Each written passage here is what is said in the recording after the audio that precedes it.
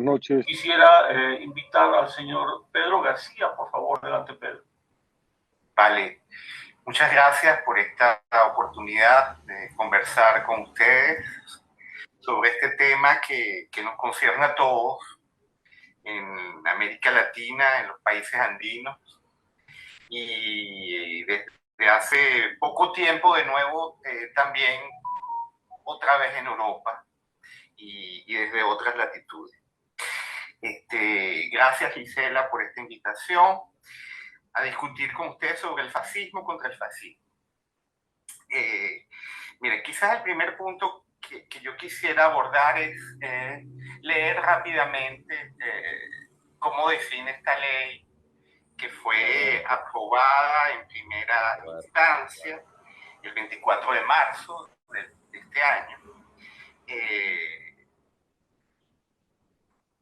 Dice: postura ideológica o expresión basada en motivos de superioridad racial, de origen étnico, social, nacional, que asume la violencia como método de acción política, que enarbola la cultura de la muerte, denigra de la democracia sus instituciones y valores republicanos, y promueve la supresión de los derechos reconocidos por la institución.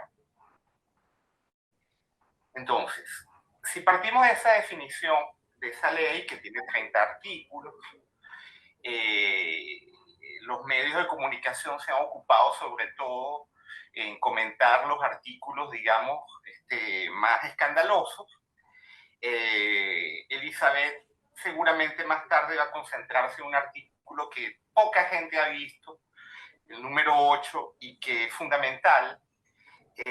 Yo quisiera abordar 3-4 puntos rápidamente que me parecen fundamentales. El primero es: ¿qué significa una ley como esta o como cualquier otra en un país donde no hay Estado de Derecho? Entonces, ¿qué quiere decir? Que un cuerpo de normas y de reglas trate de normar la vida de los ciudadanos en un país o en un sitio como Venezuela, en el que el derecho es letra muerta. Es letra muerta a menos de que se tengan los contactos, ¿ok? Y que se puede entonces revivir a punta de dólares, de euros, de petrodólares. ¿Qué quiere decir una ley en un estado donde no hay justamente el derecho? Entre otras cosas porque las instancias arbitrales, las instancias que suelen hacer de mediadores en todos los países dignos de ese nombre, en todo caso en tanto que república, ¿okay? El Tribunal Supremo de Justicia, el Fiscal General, el Defensor del Pueblo, si vamos un poco más lejos, los medios de comunicación públicos. ¿Qué significa cuando esas instancias arbitrales simplemente no arbitran? ¿De acuerdo?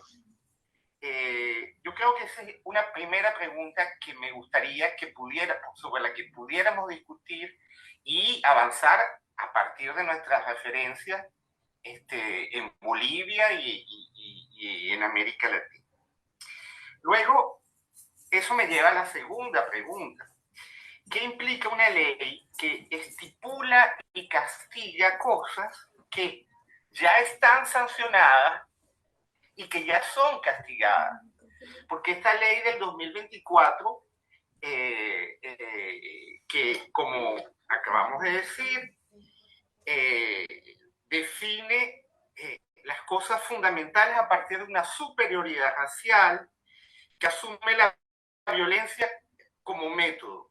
Y todos sabemos que la violencia como método es lo propio del gobierno bolivariano, que durante 25 años ha usado de todas las maneras posibles la capacidad de fuego que puede tener un Estado, la capacidad de emprisonamiento, la capacidad de hacer surgir grupos y grupúsculos que no pertenecen al Estado, pero que justamente hacen lo necesario para que el miedo pueda cundir. ¿ok? Que enarbola la cultura de la muerte. Sí, el chavismo gubernamental ha pasado 25 años enarbolando la cultura de la muerte, sea donde sea, en los sótanos, en las cárceles, en las trastiendas de las casas, en las calles, ¿ok? Luego, que denigra de la democracia y que promueve la supresión de los derechos de la Constitución. Todo Orwell está allí, ¿ok? Todo Orwell en el sentido de que todas las cosas que deberían tener una significación más o menos clara para el común de los humanos, porque es sentido común, ¿ok? De repente se cambian y terminan significando justamente lo contrario. Y bueno, un poquito de historia. Esta ley del 2024 legisla sobre cosas que ya en Venezuela han sido legisladas por la ley contra el odio y por la convivencia ciudadana del 2017, que tenía, o que tiene, o que todavía está en vigor, un articulado más o menos similar, unos objetivos bastante similares y unos protagonistas y sobre todo unos señuelos, ¿ok?, sobre los que tirar, que son los mismos. Son los partidos de oposición, son las personalidades políticas y los líderes que han podido surgir a partir de la crítica de 25 años de gobierno, son los medios de comunicación en los que aún de un modo o de otro, sobre todo de otro, porque tienen que luchar contra la censura oficial, tienen que luchar contra los aparatos, las fábricas de fake que vienen desde Rusia, desde Cuba, etcétera, etcétera. Entonces, esta ley contra el fascismo reproduce lo que ya desde el 2017 se está legislando. Y que agreguemos otro nivel más a nivel ministerial. En el 2013 se creó en este mismo país orwelliano el Viceministerio para la Suprema Felicidad Social del Pueblo, que todavía está funcionando. Entonces, bueno, ¿qué implica entonces? Sancionar una ley que dice cosas que ya están dichas, que castiga cosas que están castigadas, es decir, como decimos allá en Venezuela, que llueve sobre mojado. Tercer elemento que me gustaría poner sobre el tapete para discutir es que, bueno, esta ley sobre el fascismo, contra el fascismo, es muy peculiar porque si tomamos la historia política de ese término, de los regímenes que lo han encarnado, de la geografía que ha controlado y que ha destrozado, el término fascismo siempre ha estado unido a un ejercicio de gobierno. ¿De acuerdo? Mussolini, desde que escribió su suerte de cartilla, lo hizo para gobernar, para dar toda una serie de lineamientos que dictaban una política de gobierno y que, si me permiten muy rápidamente, alguien muy bien situado para poder analizar y haber, digamos, sacado conclusiones civilizatorias en relación al fascismo, como Humberto Eco, se englobó en 14 características del fascismo: culto a la tradición, rechazo del modernismo, el culto a la acción por la acción, relacionado siempre con un anti-intelectualismo, el desacuerdo significa siempre traición, el miedo a lo que es diferente, apelar a una clase media frustrada, siempre tener la obsesión por un complot. El pacifismo significa traficar con el enemigo, despreciar a los débiles.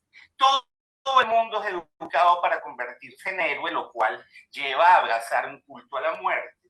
El machismo y luego populismo selectivo, que yo prefiero denominarlo hoy día pop política, porque desde el trabajo que hizo Ernesto Laclau para, con su razón populista, darle una legitimidad en las ciencias políticas, en la filosofía, en la sociología, al posmulismo como sistema de gobierno, ha hecho que tengamos que tomar una cierta distancia de ese concepto para poder darle una actualidad mucho más práctica. Y luego, la elaboración de una neolengua. Entonces, si esas son las características, según Humberto Eco, del fascismo, que tiene que ver o que tiene que hacer una ley que legisla frente a los que no están en el gobierno. Eso me parece importante porque eso lleva al tercer punto que me interesa que podamos discutir, con el que el chavismo ha logrado una continuidad en el poder, en el ejercicio del poder, a sabiendas de que el ejercicio del poder del chavismo gubernamental se ha extendido a lo largo de Latinoamérica y no solamente. ¿De acuerdo? Para nadie es un secreto que la circulación hoy día de las bandas delictivas llamadas Tren de Aragua, que han cometido asesinatos en Chile, en Colombia, hasta se dice que en Bolivia, ¿ok? En modos de hacer que no veíamos en América Latina desde la época de las dictaduras del sur, con su plan Cóndor. Desde el momento que vemos que eso funciona de esa manera, que el gobierno, el chavismo gubernamental se ha convertido en una especie de holding de diversos tipos de criminalidades en las cuales el narcotráfico está muy, pero muy involucrado. Entonces podemos entender esa máxima del chavismo con la cual hicieron propaganda durante un buen tiempo cuando Chávez estaba vivo y luego después. Chávez forever. ¿Ok?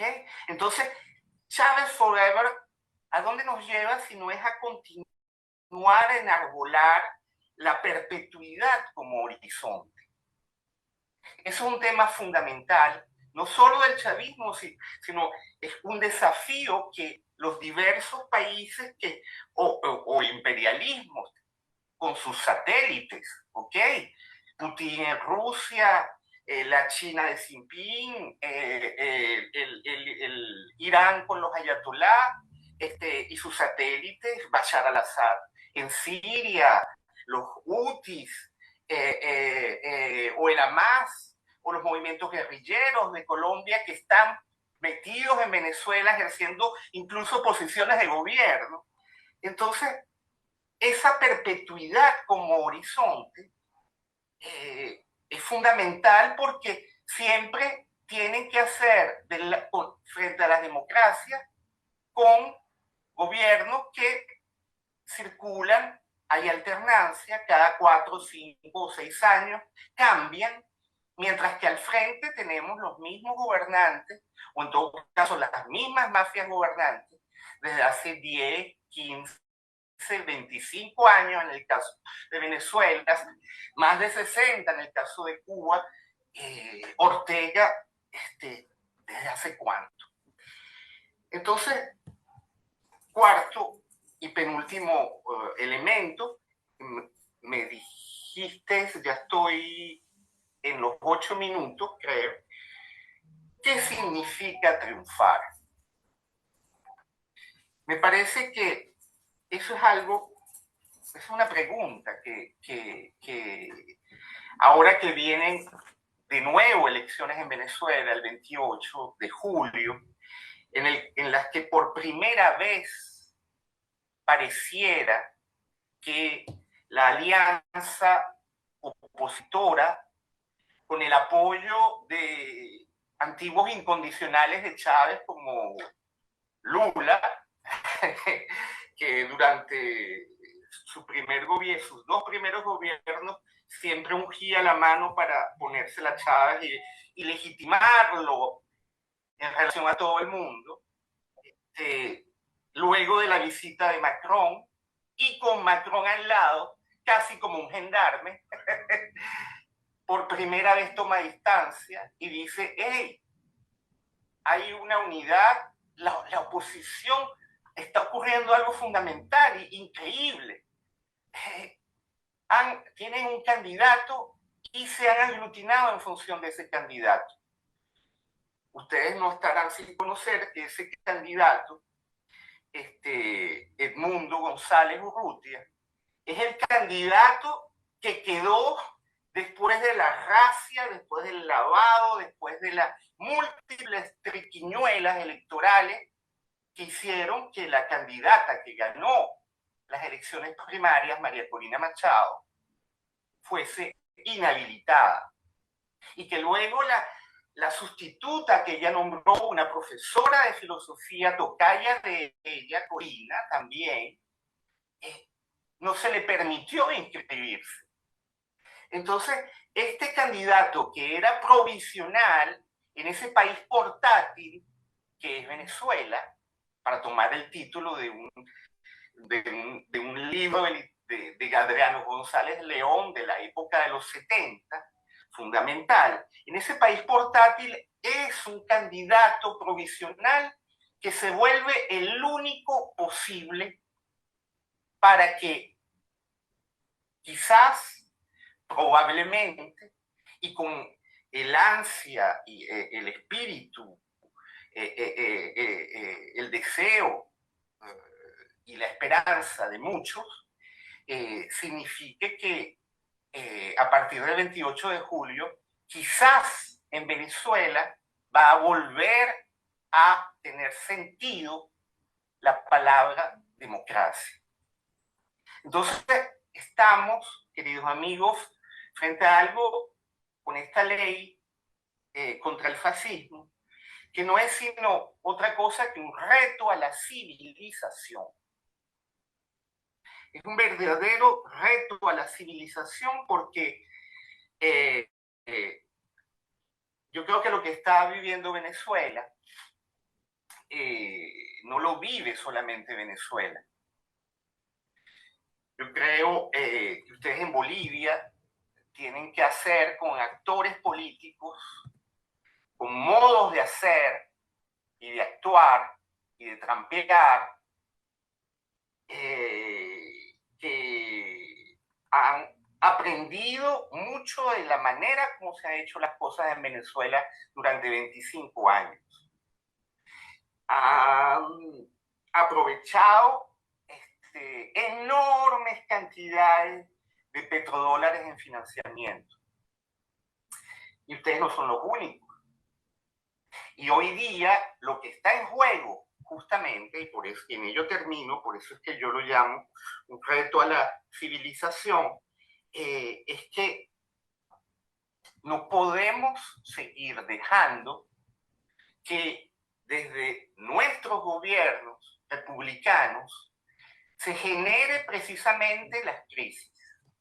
No podemos seguir dejando que utilizando estas leyes, como las del fascismo, que es una repetición bis repetita de la del odio, todo siga siendo tratado a partir de la conflictualización permanente. Ojo, ese era uno de los principios de Mussolini, la guerra permanente, y que esa guerra permanente consiste, entre otras cosas, tratar en términos de urgencia lo que es normal. Y como se trata en términos de urgencia lo que es normal, entonces todo termina siendo urgente. Y cuando todo termina siendo urgente, entonces, ¿qué es lo que queda para que un país pueda vivir con normalidad? ¿Qué es lo que queda para que un país y sus ciudadanos puedan vivir con planes de desarrollo en los que los presupuestos sean utilizados para lo cual han sido planificados y no llevados allí donde hay que hacer lo necesario porque hay que atacar la urgencia? Gracias por estos minutos.